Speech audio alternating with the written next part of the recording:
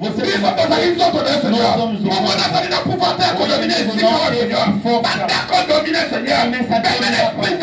repreende todo isso. Mas olha, não só continua pouvoir na aquele que vai entrar com o seu. Olha, não só continua pouvoir na aí. Aquele que vai entrar com o seu. Mostra que tu mostra que tu és os coroa Senhor. Na Filisteu. Os filhos pegaram e de manhã dobra diante do Senhor Jesus Cristo. Que não retirem nada no meio desse povo. Saudamos a igreja no nome do Senhor Jesus Cristo. Será que temos sono? Estamos cansados? Vamos tirar o sono porque estamos em frente do chefe. Você vieste diante de uma pessoa que você precisava dele há muito tempo. E que fez com que quando você dormia, você não sabia aonde você se encontrava. E ele estava lá. Sabia de onde sabia os que vieram combater você. E ele combateu a favor. E de manhã vai te chamar de mais que agora, quando estás em frente da pessoa que está fazendo grandes coisas, você deve ser alegre. Deve esquecer o dinheiro, esquecer casamento, esquecer viagens. Olhar que essa pessoa se me falar, todas essas coisas serão me dadas. É por isso que cada vez quando estamos em frente de Deus, vamos tirar a distração. É o tempo que o inimigo vem operar no meio do povo. Não é aquilo que fala daquele lado. Que chegamos no momento que é mais que todos os momentos. E esperar ao qual momento, pensar que é o momento da palavra. Não é o momento que não agrada a ninguém. O nosso momento que não agrada a ninguém é o momento da pregação. Amém. Porque as ervas amargas se encontram lá. Vai comer carne. Vai pensar que a boca vai ficar assim. Vai aumentar as ervas amargas. Conhecemos as ervas amargas? Amém. E quando estamos a falar, deixa o pecado. E a carne que quando te fala vai casar, vai ter filho. Isso é a carne que agrada nosso Deus. E quando vamos acrescentar as ervas amargas, a cara vai orar na terra. Que o nosso Deus seja louvado. Estamos a andar sempre com esse tema que estamos a andar com ele há muito tempo. Que o nascimento de Moisés e a saída do povo de Israel do Egito. E esse tema já andamos com ele desde o ano passado. Mas o Senhor está permitindo que andemos com ele. Dentro desse tema pregamos várias pregações.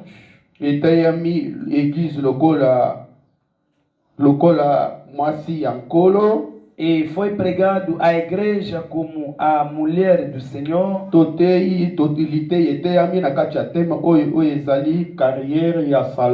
E nós pregamos dentro desse tema a carreira de Salomão. Como a igreja, que as pedras vêm sem forma e deve organizá-los. Dentro desse tema, nós fomos pregados acerca do casamento e pregamos também acerca da bênção. Pregamos também acerca do arrebatamento. 7 jours de création. E pregamos também 7 dias da criação. Skoyo toza na DBG, todo des sacrificateurs. E no momento estamos a falar de Hoje Jesus Cristo alobaki que Jesus Cristo disse. E pegamos isso e estamos andando com ele desde o mês passado. Alcançamos no livro de João que Jesus Cristo disse que ele é um bom pastor. E é por isso fomos alcançar esses 2 sacerdotes, que é Caim e Abel. Genèse 4, verset 2. Alcançamos no livro de Gênesis 4, verso 12. Falamos também até 12. Mais tokomaki déjà na 10. Já chegamos no 10. Tozolobe lá, kakapona, ba sacrificateur mibale. Estamos a falar somente acerca dos sacerdotes. Toba ministre mibale.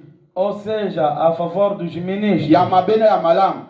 O ministro bom e o ministro mau. Que andemos desde o mês passado até agora, estamos andando com ele. Tocamos aqui déjà na 10, na verset 10. Chegamos no verso 10. Tema na biso eza na Genèse 2. Nosso tema se encontra no Exode 2. Exode 2. Verset 2. Verso 2. Mossali David. Exode, chapitre 2, verset 2. Et enfantant un fils. E teve um filho. Il vit qu'il était beau. E vindo que ele era formoso. Et elle le cacha pendant 3 mois. Escondeu 3 meses. Amen. Chapitre 3, verset 1. Yango esika tokendai kozwa des sacrificateurs autozotambola nango tilelo. Capítulo 3, verso 1 é onde alcançamos o exemplo desses 2 tipos de sacerdotes. E com a Bíblia lobi, a Bíblia diz: mwasi moko komaki na zemi. Há uma mulher que concebeu, abotaki mwana. E ela concebeu e nasceu. Ela viu que o filho era muito formoso. Foi guardar-lhe durante 3 meses. Nós fomos explicar o seguinte.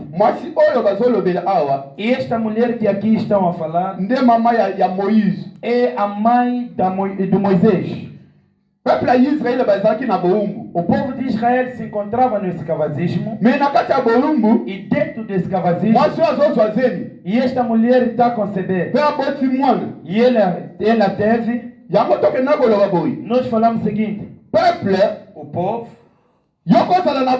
você pode estar no escravagismo. Qual é o tipo de escravagismo? O escravagismo modificado. E talvez roubar, talvez fofocar, talvez a prostituição.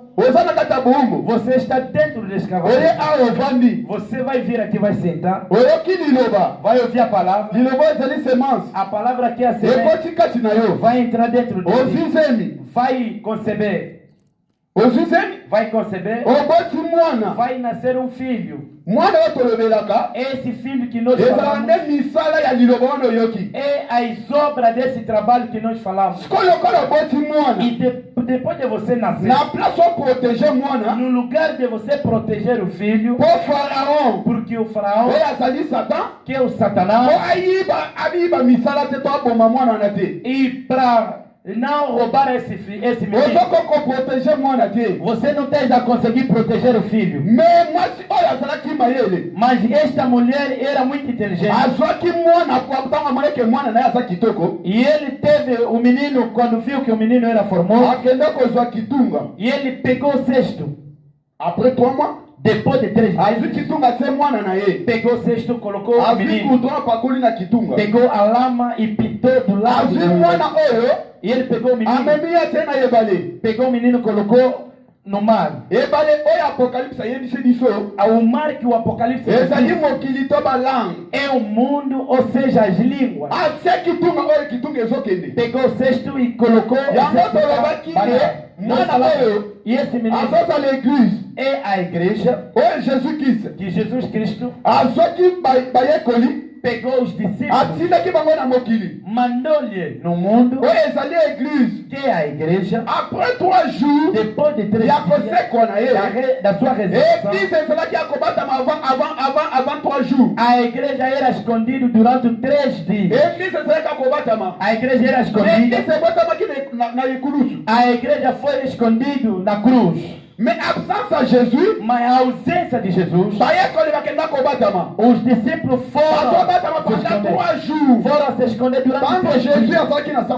E quando Jesus se encontrava, é por isso essa mulher que está durante 3 dias, que é no calendário profético 3 dias. Depois de 3 dias está fazendo sair. Depois de 3 dias a ressurreição de Jesus, a igreja sai. E era escondido, então a sair. E quando estão a sair, o Senhor pegou o seu espírito e mandou-lhe no mundo. É por isso quando falamos que essa mulher que é o símbolo como o espírito, e quando colocou é para que nada entra nesse cesto. Mas tem outras mães hoje. Tem outras mães hoje. E quando estamos a falar da mãe, é você. Você que está produzindo. Está a produzir boas obras dentro de você. E esse tipo de mãe, irmão, e quando coloca o menino no cesto, e ele vai pegar o copo de água, vai seguir no cesto. E ele próprio vai olhar e dizer, e como esqueci já não tem problema. E vai começar a descer, a sair. E esta mais e esta água até que vai começar e vai começar a estragar o cesto. E esta água do mar vai poder penetrar dentro. Não entendemos? É o seguinte. A mãe como você. Você e eu. Vai pegar. Vai se converter. A palavra. Vai receber a palavra. Vai se converter. Vai aceitar a Cristo. Mas você sempre tem 2 mulheres. Tá vendo o copo de água que entrou no céu? Você tem 2 mulheres. E tem 2 mulheres, vai dizer que devagar eu vou deixar. Até que você está aí. Até que você está permanecendo. Está a destruir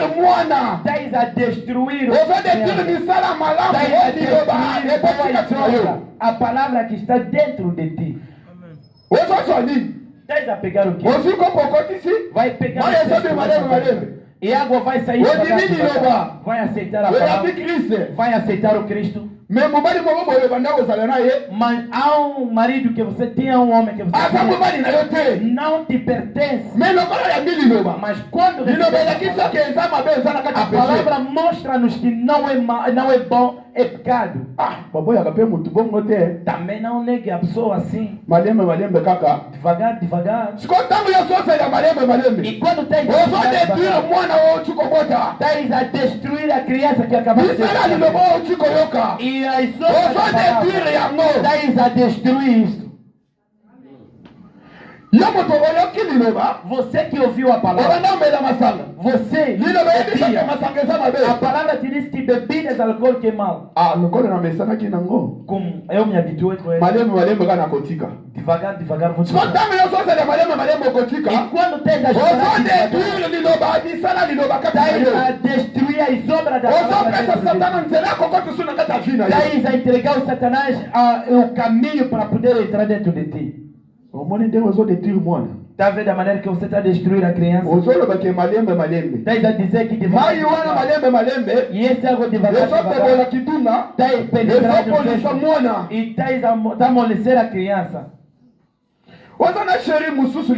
Você tem uma namorada boa. E até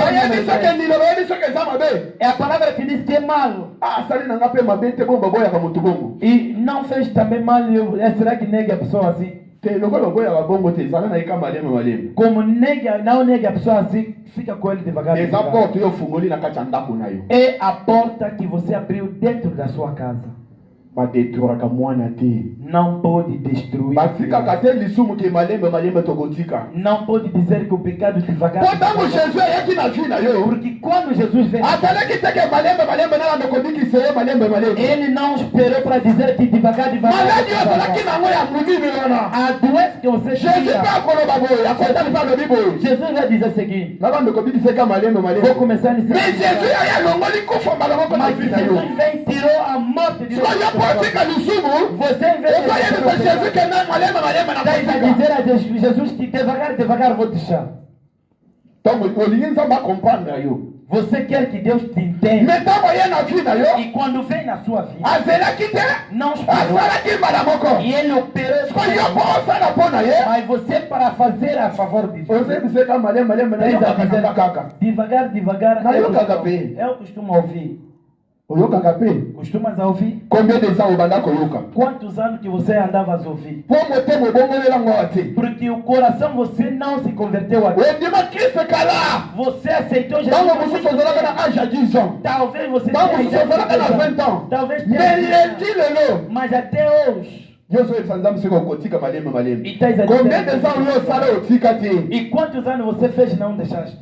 Amém. Até hoje estás a dizer a Deus que devagar. Você não começou isto hoje. Por que você quer que Deus te entenda? E você não entende a Deus por quê? Há linguagem que as pessoas dizem. A pessoa ofende e ele fofoca a pessoa. A pessoa tornou aquilo como é a sua forma. Será? Agora, aquela pessoa quer que as pessoas é a sua. E por que ele não quer entender as pessoas que não querem o que ele está fazendo? Você quer que Deus te entenda? Por que você não entende, não quer entender que o que está a fazer mal? Estás a destruir a criança. Esse cesto até que estás a levar. O filho não tem poder de olhar o que está passando fora. O filho, os seus olhos é olhar o cesto. Mas hoje, muitos filhos dentro do cesto estão a sentir o cheiro do cesto, estão querendo olhar. Querem saber o que está se passando. Qual é a vestuário? E qual é o tipo de e qual é o tipo das coisas que está no mundo? Qual é o tipo de qual é a força que você tem para rasgar o cesto? Nós pensamos que tu és criança. Ainda tu tens a força de rasgar o cesto. Tens a ver as coisas que estão passando fora. Muitos outros. O filho até que ele está indo. E ele não tem desejo de dizer que levanta. Ele está seguindo o movimento do cesto. O cesto que é a igreja. A igreja que é Jesus Cristo. Que é a cabeça. Ele é que vai levar a igreja. Até que vai levar a igreja até que o arrebatamento vai acontecer. Vai ver a criança dentro do céu. Jesus até desde que falou que vai vir quando? Você bem criança, está a começar já a falar. As crianças estavam falando. E quando o sexto está aí, e ele chega até no lugar que ele vai, para a mulher do faraó. E quando ele vem, ele pega. É o arrebatamento. Porque o filho que vai, ele vai até o rei, aqui o faraó torna Deus. E esta mulher torna samaritano, que é Jesus Cristo. Que vem para pegar o menino, que é a igreja. Vai levar ao pai. Deus seja louvado.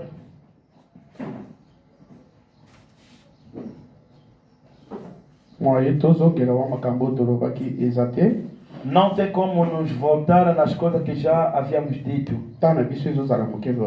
O nosso tempo é muito pouco. Mês passado, Zacharie 4. Nós lemos no livro de Zacarias 4, no verso 7. Verso 2 na 3. Hoje vamos ler verso 2. Papa David está lendo isso no 2. Zacharie chapitre 4 verset 2. Il me disse: Que vois-tu? Quem vejas? J'ai répondu: Eu disse: Je regarde et voici il y a un chandelier tout d'or. Olho e eis eu castigal todo de ouro, surmonté d'un vase et portant 7 lampes avec 7 conduits pour les lampes qui sont au sommet du chandelier. É vaso de azeite no cimo com as suas 7 lâmpadas, e cada lâmpada posta no 5 tinha 7 canudos. E quando Deus levou Zacarias, e ele mostrou muitas coisas,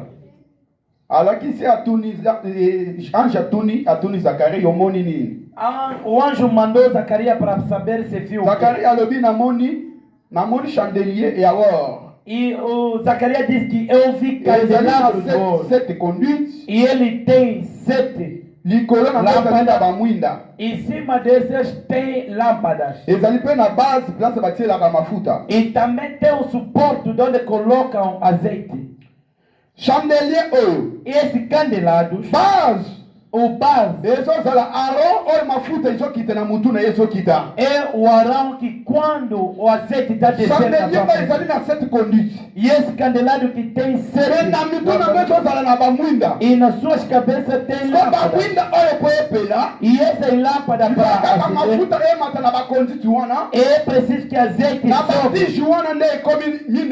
e nessas candelabros para acender. E esse e ele que segurou as lâmpadas. As lâmpadas quando faz com que as lâmpadas acendem. E essas lâmpadas não pode acender se não está conectado. Ou seja, se não tirar, e ele vai apagar e se voltar no lugar, e ele tem capacidade de acender. E azeite se não subir, também não tem como a lâmpada acender. Portanto a Bíblia diz, Jesus Cristo disse, e ele disse que vocês são a luz do mundo. Vocês são a cidade que está edificada em cima de uma montanha. Não pode ser escondido. No Mateus 5,14. E como são a luz, e essa lâmpada, é preciso que a azete mafuta oyo ezali elembo ya Saint Esprit. azete que é o símbolo do Espírito Santo. Donc mwana na Nzambe Filho de Deus, po apela para que ele acende, ezala connecté. é preciso lhe ser conectado. Na Jésus. E ele estar ligado com Jesus. alobaki azali nzete. Dizer que ele é o etape árvore. moko te soki ekangami na nga te Nada que se ekoki kobota te. pode produzir. Donc mwinda wana po epela E essa lâmpada se ifo ezala ekangama na chandelier. deve ser ligado com o yango candelabro. osalaka mafuta emata É aquilo que vai fazer po que mwinda acenda. wana ezala kopela ntango nyonso. Para que lâmpada Ko seja Jésus alobi acesa. ke bino bozali lumière ya monde. Porque Jesus disse que vocês são a luz do na mundo. kati ya mokili Dentro do mundo, biso fo tokengaka nós devemos biso fo iluminar. topelaka Devemos acender. esika milili ezali Aonde há alobi ke escuridão. bino bozali bandako etongami likolo ya Ele diz que montagne. vocês são uma casa edificada Toki em cima ndako de uma ezali likolo ya montanha. montagne A casa que bato está em nyonso cima da batalaka montanha. biso na bango likolo ya montagne. Toda pessoa olhe na montanha de onde está a yango casa. omonaka yo soki osali eloko É por isso que você veja quando você faz alguma coisa. na yo mpe lisumu santo Até você santo. bazoloba bongo mpo na nini Então falar oyo ozali isso. likolo ya montagne Porque você está em cima lokola da bango montanha. nyonso bazotala yo Todos eles como estão te olhar. na yo mpe mosantu Até você santo. oke nzoka nde eglize na mboka oyo baeglize ezalaka ebele Portanto, nessa cidade tem muitas na moto igrejas. azoyebiso na yo mpe mosantu wana Até a pessoa que está te nzoka nde ye mpe dizendo. asambelaka Ele também ora. obokomprendre bokomprendre te Não está entendendo? frere wana asambelaka na eglize moko songolo E aquele irmão congrega numa outra azomela igreja. masanga E ele bebia. ko frere oyo assemblée asimbi frere E quando o irmão do Assembleia frere wana olobaka na yo mpe mosantu até você santo, bokomprendre te não entenderam nada. mpo na nini Por quê? yo ozali likolo ya montagne Você está em cima da montanha. yo ozali ndako ezali likolo ya montagne Você é uma oyo casa bango que está nyonso em cima da montanha. bazotala mpo bakoma esika yo ozali Que onde estão a olhar para chegar aonde você está. siko ntango bazomona yo ozosala E quando estão a ver você a trabalhar, bakokamwa e eles vão admirar na yo mpe mosantu até você santo. omoni Estás a ver? biso Nós tozali nde balumière somos a luz. biso bisika nyonso tokozala Aonde ifo nós estamos? tobengisa mpo tozali lumière Devemos iluminar porque somos a luz. sikoyo lelo ekomi Agora ao chegar, yo ekoti wana você vai entrar lá kutu bamine na bankutu ebanda kopele ya bango wana e as suas yo lâmpadas. ere na yo kutu epelaka nango te Você vem com a tua lâmpada que não acende nada. mpo oza na sini moko te ezalaki sikoyo oza mosantu Porque você não tem nenhum sinal que mostra que você sini está. moko te Não tem nenhum oke sinal. peuple wana E este povo bakobongwana soki bamoni yo vão se converter depois de ver você. bakokompane makambo ya nzambe ezalaka boye soki bamoni yo Vão entender as coisas de Deus depois de ver bakoyeba na você. balangage na yango nde kosalaka bango mpe bakoma lokola yo Virão com as suas linguagens que bakoyeba na bakomportema na yango bango mpe basala bakoma lokola yo saberão dos seus comportamentos para saber que eles tornem como você. soki nde moto ya liboso asalaka deba ezalaka nde yo Primeira pessoa a fazer debates é ntango obandi deba yo moto osilikaka moto ya liboso e quando começa o debate, você que se irrita primeiro. ntango bapusani boye na nsima bango bato mibale E quando se aproximam, duas pessoas. Veja isso aqui. mosantu Esse tipo de santo. mosantu ngo ndeni Esse tipo de santo aqui. pena makambo na bino akosambela oyo Você, vossa okofikisa nzambe tens a ofender a Deus. okofikisa nzambe Tens a ofender a Deus. koma yo mutu ozali lumière Como que você yo é a ndako luz? ezali likolo ya montagne Você quando está em cima na da place montanha, bato batala yo me bato bakoma opesa yo mokongo no lugar que a pessoa te olha, mas não te dá as costas. togenga Vamos nos iluminar. togenga Vamos iluminar. ya tobandili te na biso ya lelo Começamos a pregação da manhã de hoje. tokokaki kozongela makambo tolobaki te baoyo bazalaki bazwi ngolo wana ngai yo moto omonanaka te Os que não se encontravam alcançaram a graça. Somente você que não aparece.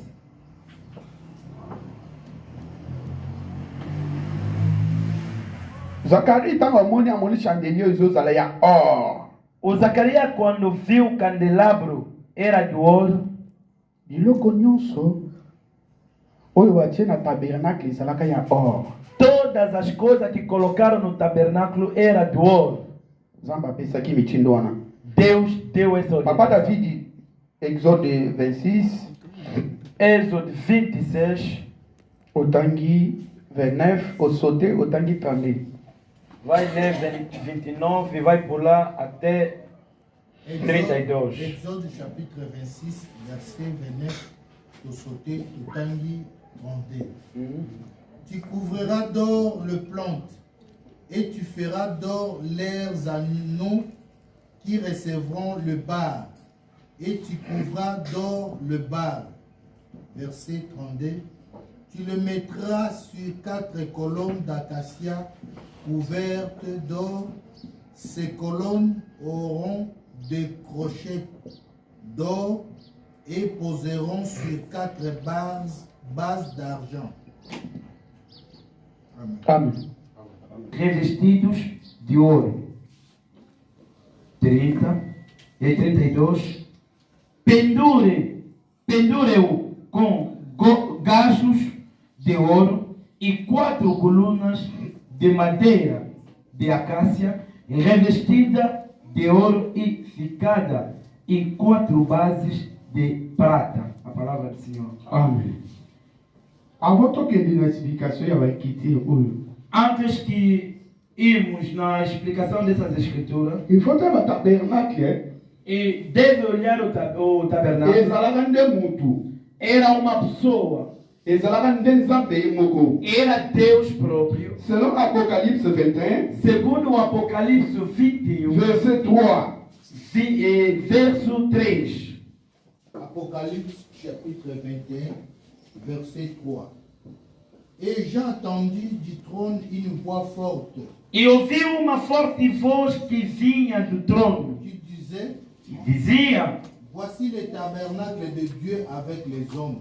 Agora o tabernáculo de Deus está com os homens. Il habitera avec eux. Ils seront son peuple et Dieu lui-même sera avec eux. Com os quais ele, próprio Deus, estará com eles e será o seu Deus. O tabernáculo era um Jesus Cristo próprio. Ele que é o Emmanuel. Disseram, e esse tabernáculo que está em frente da sua. E quando Deus mandou Moisés para fazer isso, e por que não? Porque poderia deve revestir de ouro. Porque todas as coisas que se encontravam no tabernáculo era do ouro. É por isso que as madeiras não podem ficar. Porque as coisas que o Moisés viu. E quando viu, e ele viu as coisas que também o João viu. O João quando também viu. Por que o Moisés está fazendo essas coisas de ouro? Era do ouro puro, semelhante ao vidro puro. Então o vidro onde vamos? Toda a cidade. E foi construído, edificado com ouro. Até as pedras. É por isso. E quando mandaram fazer, porque as coisas que nós encontramos. E quando Deus está mandando fazer, deve fazer essas coisas ser de ouro. O ouro é o quê? Se você pegar pegar a ouro, pegar a madeira, pegar a ferro, se você isto no mesmo lugar, depois de 50 anos, se você cavar naquele lugar, já não verá mais o feio. E ora, se você fazer isso, e vai voltar limpo. E vai voltar a limpo. Novo. Quer dizer,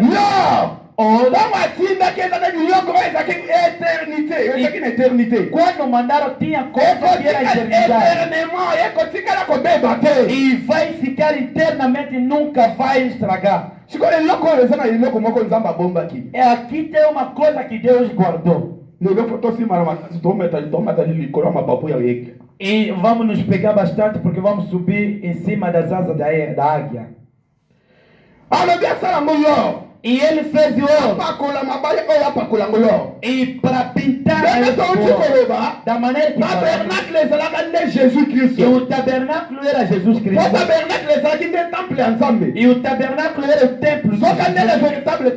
O verdadeiro templo é Jesus Cristo. E quando ele entrou no templo, no João 2, verset 19. no João 2, verset 19. E ele disse destrua esse templo. Eu vou reconstruir em 3 dias. Em 3 dias eu vou reconstruir. E ele dizia isto para e ele sabia. Esse templo o verdadeiro templo é Jesus. Dizia, a sua ressurreição é aquilo que a igreja vai ser. E ele será a igreja. E por isso ele disse, eu vou construir em 3 dias.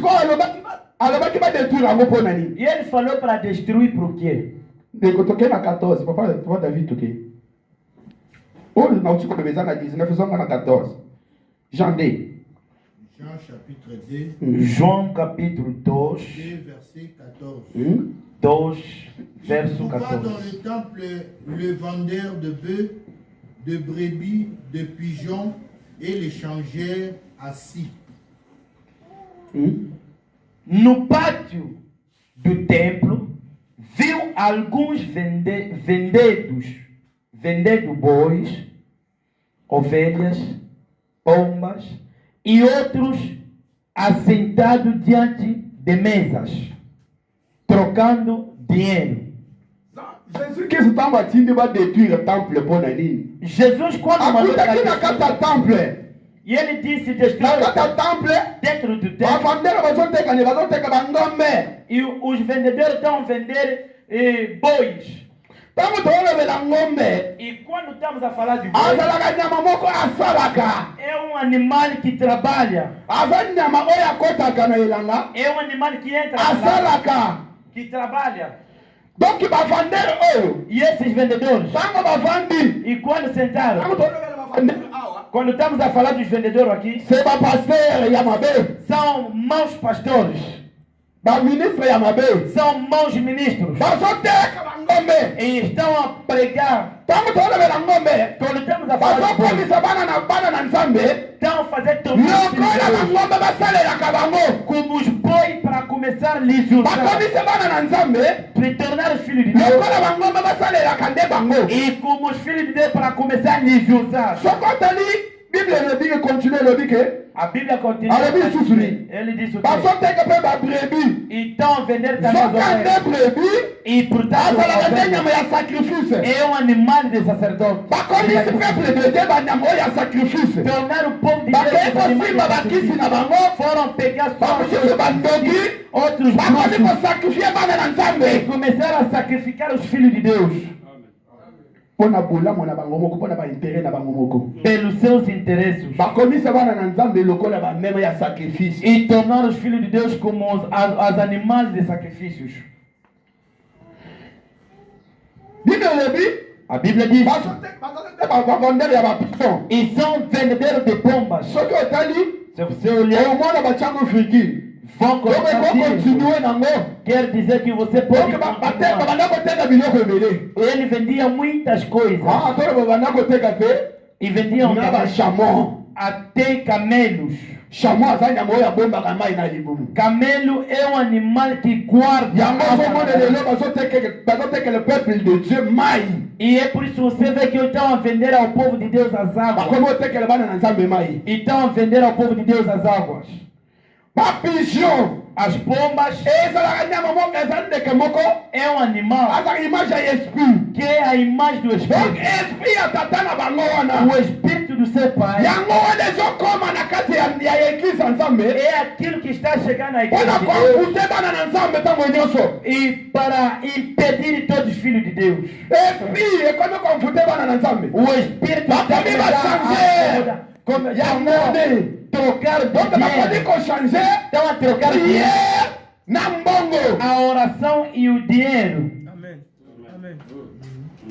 oye boye Você vai vir aqui. priere ya 5 minutes eza na prix nango A oração de 5 minutos tem o seu preço. priere ya mutu pasi eza na prix nango A oração de cabeça tem o seu preço. ndako ya nzambe A casa de Deus ekomi ndako ya échange tornou uma casa de troca. ekomi ndako ya échange Tornou uma casa de troca. bakomisi bana na nzambe Tornaram os filhos de mpona Deus kochange baetoli na bango para trocar kozwa baetoli na bango kosalela yango pegaram suas estrelas e começaram a usá-los. etoli ya bana na nzambe A estrela ekomi marchandise na bango tornou os seus negócios. baetoli ya bana na nzambe yango nde bakomi kosalela mpo bango bavama na bango E as estrelas dos filhos de Deus se tornou negócio. eglise ya nzambe ekomi lie ya bandoki A igreja de Deus tornou um lugar. mpona nini ye moko pasteur aza liboso aza nanu ndoki Por que o pastor que está em frente, primeiramente, ele é bruxo? aza magicien Ele é o mágico. siko liboso Agora em frente, liboso tobanda koyeba banganga nós conhecíamos os animais e os bruxos. babanda kolia bato E ele comia pessoas. siko bango bachange makambo wana Agora mudaram as suas formas. bakomi soki alie mbala moko par année atiki nanu bongo E se comer durante o ano vai bakomi kosala nde baesprit ya bana na nzambe começar a baetwale na bango usar as estrelas dos filhos de Deus. sorte na yo yoza nango E a tua yango sorte nde ekomi mumbongo na bango é aquilo que torna o seu dinheiro, o seu fundo. ekomi soki aye apeso mili kwanza Servir depois de te dar a mil. yoka biso afuteli yo ndaku Você pensa que ele pagou yoka nde afuteli yo prison e ele pagou a prisão para ti. o paster na biso alingaka biso mingi Não, nosso pastor nos ama bastante. afutelaka biso bandako E ele paga-nos as casas. atiaka bino ndeni bana prison afutelaka bino bandako te E ele vos coloca na prisão. atiaka bino na prison E ele vos coloca koma na prisão. moyumbu Tens a tornar escravo. ale nyonso alingi asalela yo azosalela mpo aza moyumbu na ye Cada vez que ele quer te usar, vai te usar porque tu és o seu escravo. yango wana soki omoni É por isso que você lukuta vê. moko boye E há uma mentira. na place okende na place ya vérité E no lugar de você, ozoka kotelema te mpo na nini não tens a conseguir levantar. bakanga yo basinga E eles aprenderam. aye afutelaka nga ndako E ele costuma me pagar a renda. bokofutela ndako esali Pagar a renda. oyebi prix jésus afuta Você sabe o preço ya liwa na ye ya makila na ye asopa makila da sua morte, do seu sangue. mpo na yo oyo ozala sauve Para siko resgatar mutu a afutela sua ndako ya 5 mili kwanza A pessoa que pagou te afutela ndako ya 10 mili kwanza de 10 mil yo ndima okoma moyumbu na e ye você quer tornar o seu escravo. bongo jésus apesa bomoi na ye mpo na yo Agora Jesus te entregou a sua vida. eseke eleki 10 mili kwanza na moto anafutela ndako Será que é mais do que 10 mil quando aquela pessoa pagou? azofutela 10 mili wana azozwa chance na ye azozwila yango bamillion E ele está a pagar a 10 mil quando está a pegar a sua sorte e está a alcançar milhões. ntango yo afutela ndako E quando ele pagou, yokali aza ndoki azwi bakamera ese na ndako wana ele bruxo pegou as câmeras e colocou dentro. akomisa mwasi na ya butu E te tornou mulher noturno. okoki kokotisa mobali mosusu te Você não pode ntango fazer yo nada. okotisi place azali amoni yo E quando você vai fazer entrar onde ele está, vai te ver. ntango okoya boye Quando você vai ver assim. akangili oyo elongi E ele vai trincar a cara. sere namoni nzambe alakisi no te nzambe alakisi to bakamera na yo tiaki na ndako E irmã, Deus não te mostrou, são as suas câmeras que Deus bakamera colocou na em yo nde casa. moto elakisi yo São nzambe as alakisi yo câmeras que Deus mostrou em casa. po nzambe nini alakisi ko soki mobali akotika alobi nzambe aye alakisi yo lelo na ntongo E Deus que te mostrou de manhã. te nzambe avisaka ava makambo wana ekóma nanu Deus avisa antes avoso mobali wana nzambe alobaka deja E antes de você falar, Deus vai namoni falar. ozwi mobali boyeboye mena nozwi ye te Irmão, eu vi que teke mobali akoti na ndako lobi yo opoti E não é que o marido eterno eza bato oyo tie na ndako tika biloko wana são câmeras que você colocou em casa. azo contrôler bongo pona nini taiza contrôlera si pour ya komisa moi sina ye ya mutieli titorno asua azala kana zo makasi na ninga ba mususu ya monde te yele mui ebutu zeloso eli nango sakio transfer wa entra de casa obuninda ko yonde maga bafutelo tave a casa que você aceitou que pague para ti obuninda ko maga bafutelo a casa que aceitas para pagar para ti e se você ir vai tornar cemitério a favor só que quem tenta quando é como cemitério se você não tem cuidado aquela casa vai tornar cemitério para ti. Vamos ter muito cuidado. Vamos ter muito cuidado. A bruxaria é muito na família. Agora é os irmãos, as irmãs na igreja. Os pastores. E são eles bruxos. E são eles que vão localizar na família. Porque a família, o bruxo, e ele não toca a filha. Se ele não alcançar uma coisa que é física. Desde quando que você lhe deixou as coisas que você está bem deve ter alguma coisa na sua casa. Você sabe, estava sabendo isso por quê? Aquele pastor que você está vendo e ele foi na tua família, pediu a permissão para entrar, por isso entrou na sua vida.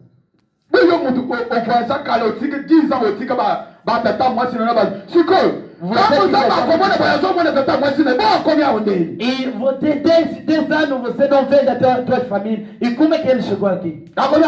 Chegaram aqui.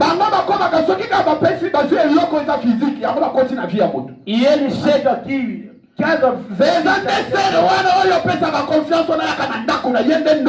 É aquela que você dá confiança que vem na sua casa. É aquele que você dá confiança que vem na sua casa, aquele que é bruxo. Pede a Deus para te dar os olhos para você começar a ver todos que vêm na sua casa.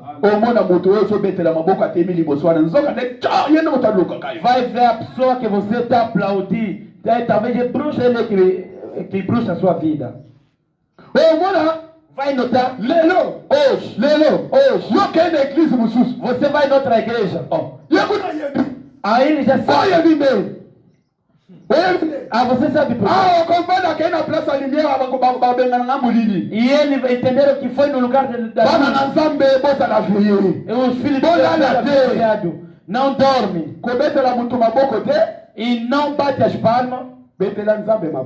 Aplaude para Deus. E não se humilha diante da pessoa, se humilha diante de Deus. Aquelas pessoas entraram na vida de Deus. Então a destruir o templo de Deus com os seus trabalhos. Hoje a sua vida tornou complicado. São eles que estragaram seus filhos. Aquele irmão, aquela irmã que estragou seus filhos. Para que hoje a sua vida torna complicada. Agora você pensa que o seu nascença é lá naquela igreja. É lá onde as suas nascenças começaram a sacrificar a seus filhos.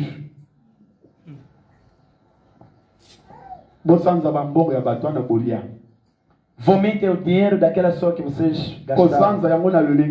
E vamos vomitar em que forma? Aceita que Jesus é o seu dono da sua vida. Ele é o dono que vai te levar. Ele é o dono que vai te libertar mesmo embaixo da pedra preta. Será que é uma pessoa vai acreditar que o inimigo aceita que vai tornar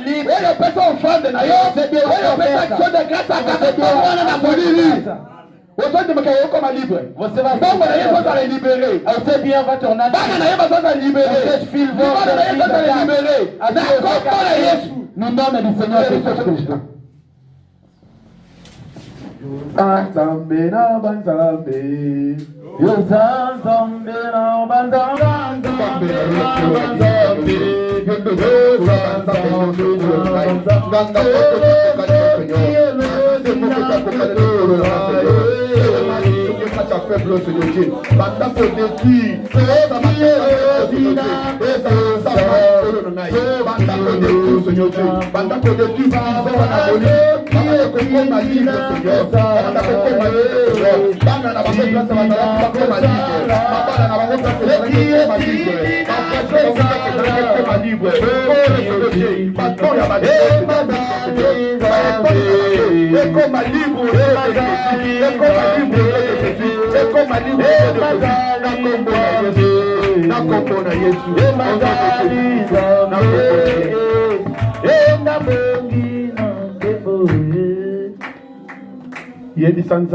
Diga a Deus o seguinte: que Deus que vem em sua frente, e não tem ninguém que pode te libertar donde aprender os seus filhos, donde aprender os seus donde aprender os seus donde aprender a sua família. O Senhor que é capaz de dar. O Senhor que dá a permissão para entrar na casa do diabo. Se é dentro da igreja que aprenderam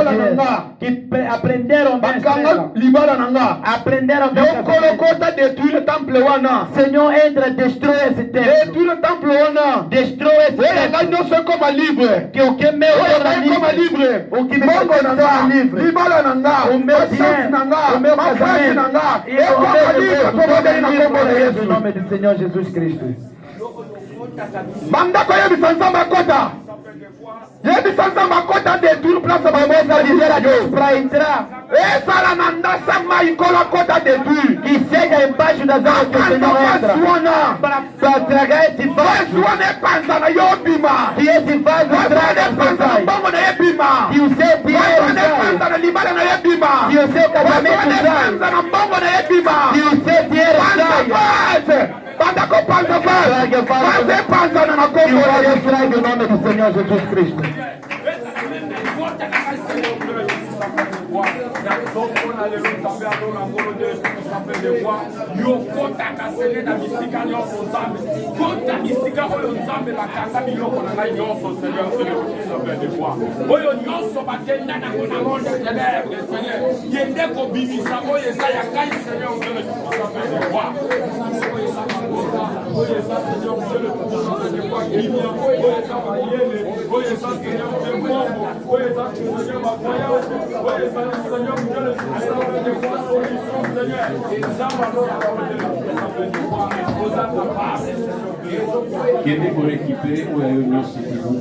Recupera todas as coisas que perdeu na sua vida. São tuas coisas. Você tem capacidade de recuperar. Recupera a sorte. Talvez fizeste isso da ignorância. Não sabias bem uma pregação para pregar. Você tem direito de recuperar o que pertence. Você tem direito de recuperar o que está dentro do inimigo Satanás. Somos o Pai Je récupère a minha estrela para a glória do Senhor. A minha estrela para a glória incomparável Deus. Deus incomparável para Senhor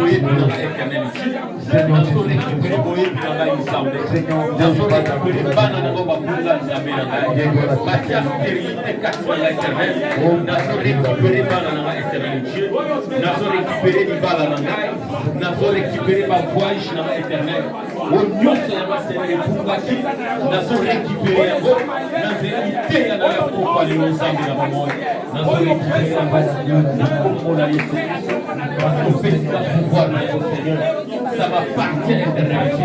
Et ça va partir à l'éternel.